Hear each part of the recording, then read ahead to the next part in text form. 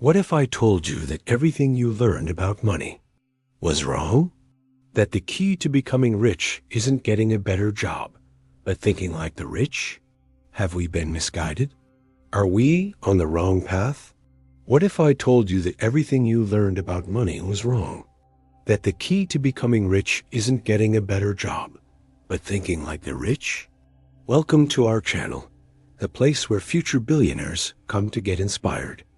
This is the story of two dads, one rich, one poor, and how their advice changed a young boy's life forever. Picture this. It's a typical neighborhood in America. We meet Robert, a bright, inquisitive 9-year-old kid with two father figures in his life. His biological father, whom he calls Poor Dad, was a highly educated man with a PhD and a stable, well-paying job as a government employee. On the other side was his best friend's dad, Rich Dad, a high school dropout who built a modest fortune by owning several businesses in Hawaii. Both men were pillars of strength in young Robert's life, each offering him a unique perspective on the world. Poor Dad always emphasized the importance of hard work, education, and playing by the rules. Go to school, he would say. Get good grades, find a secure job, work diligently, and eventually you will succeed. Rich Dad, on the other hand, took a different approach. With his limited formal education, he saw the world through a different lens. He had achieved considerable success despite dropping out of high school, and his business acumen was evident to those around him. At 9 years old, Robert began noticing that his parents had very different perspectives about money. His poor dad, despite his good job and education, often seemed stressed about finances, while Rich Dad, with less schooling, appeared worry-free. It left Robert puzzled. How could his dad be worried about money when he worked hard and had a high-paying job? This confusion sparked his curiosity and set him on a path to understanding the true nature of money and wealth. One day, Robert mustered enough courage to ask his rich dad, "How do I get rich?" Expecting a complex answer, perhaps involving a lot of money or special connections, Robert was surprised by what Rich Dad said next. "You need to stop working for money." These words struck Robert deeply. He had always understood hard work and dedication were the keys to success, as his parents and teachers had drilled these values into him since childhood. So why did Rich Dad suggest he abandon the notion of working hard? After that conversation, Robert became increasingly observant and attentive, paying close attention to the conversations between adults, especially when they discussed money. As he listened, he began to grasp the stark contrast between his rich dad and poor dad's financial situations. Despite his poor dad's higher education and steady job, his family seemed to struggle financially. In fact, his dad even took a second job to make ends meet. On the other hand, Rich Dad, who had dropped out of high school, seemed financially comfortable. This disparity puzzled Robert. If hard work and qualifications were the recipe for success, why was his poor dad struggling and Rich Dad thriving? Robert started noticing patterns. Poor Dad often worked extra hours, sometimes putting in 16-hour days, but still had little money left at the end of the month. Rich Dad, however, didn't work as much, yet he seemed to have more money. This observation prompted Robert to delve deeper into their financial habits. He wanted to understand how Rich Dad managed his finances so well despite not being a high school graduate. Was there a secret to his financial success? One day, Robert finally gathered enough courage to ask Rich Dad about his peculiar financial practices. Rich Dad, known for his patience and wisdom, understood the importance of guiding the young boy towards financial literacy. He took Robert aside and presented him with a simple yet powerful diagram that illustrated the fundamental concepts of finance. On one side of the diagram were assets, things that put money in your pocket. On the other side were liabilities, things that took money out of your pocket. For instance, a house might seem like an asset, but if it requires money every month for mortgage payments, maintenance, and taxes, then it's a liability. Rich Dad explained that poor and middle-class people tend to acquire liabilities and call them assets because they can't tell the difference. Rich people, on the other hand, focus on acquiring assets that generate cash flow. They buy rental properties, stocks, bonds, businesses, and intellectual property, anything that puts money in their pockets without requiring active participation. Robert struggled to grasp the concept initially. He had always thought of assets as things that were expensive and out of reach, like cars or designer clothes. However, Rich Dad opened his eyes to a whole new world of financial possibilities. He showed Robert that investing in assets like stocks and bonds can be a great way to build wealth over time. Furthermore, he emphasized that buying businesses is a powerful strategy for generating passive income. As Robert absorbed these teachings, he started to see the world through a different lens. He noticed that the traditional advice he had received to work hard and get promoted no longer made sense.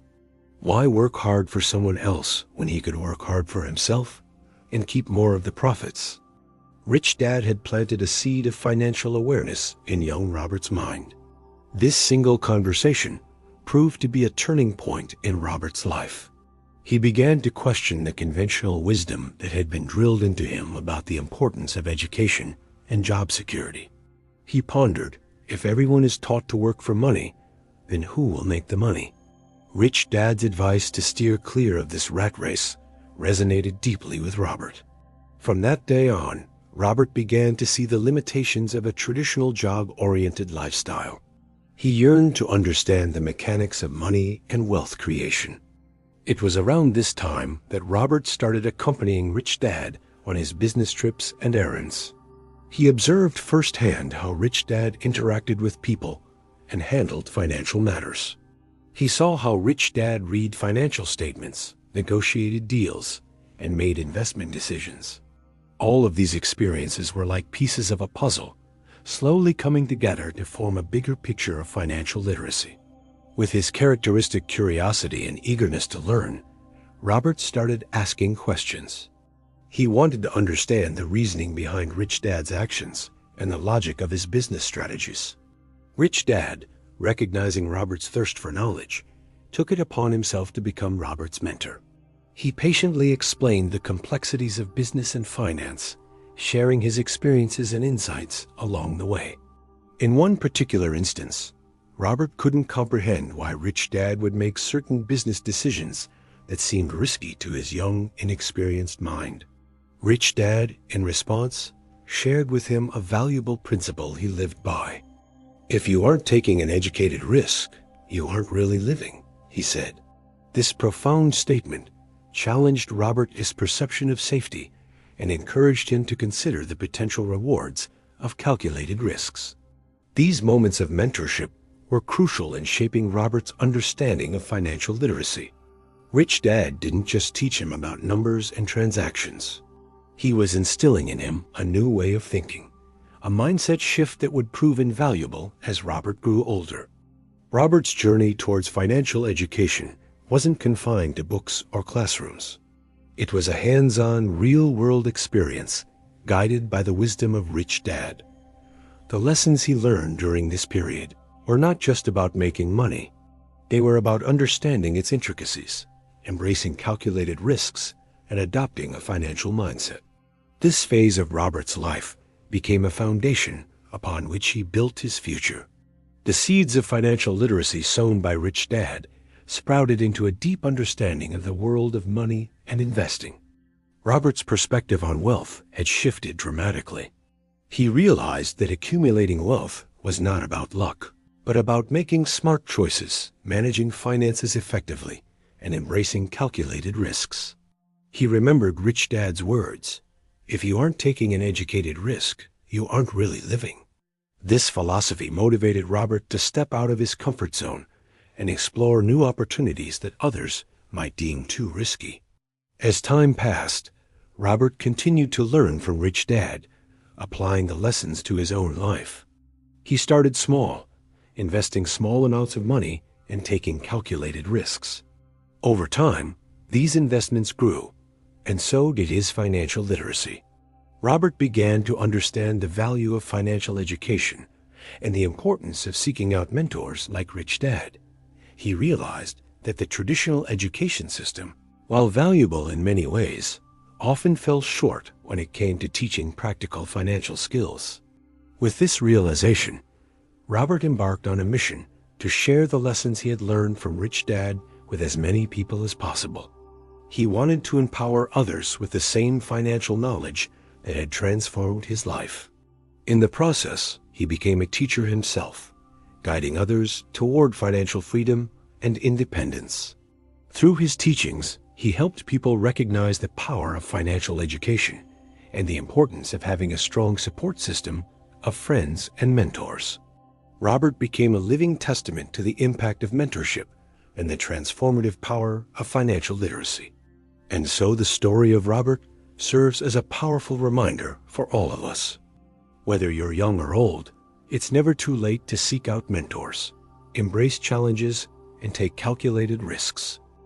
Like the video, subscribe for more book-based wisdom, and let us know which book you want us to break down next. See you in the next story.